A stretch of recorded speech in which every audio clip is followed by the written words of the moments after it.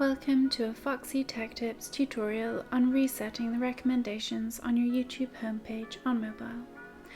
If you find this tutorial helpful, please consider subscribing to my channel and liking the video. The recommended video feed on YouTube is based on your previous watch history, subscriptions, and other Google activity. Here is how to reset it. On the YouTube app, tap on your profile image from the top right of the screen. Then select Settings. In Settings, select History and Privacy. You then need to tap Clear Watch History at the top.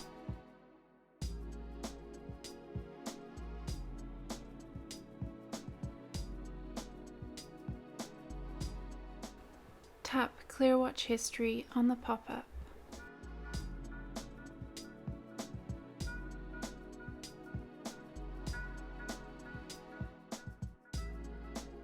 Now, if you go back to the YouTube homepage, your recommendations will have been reset.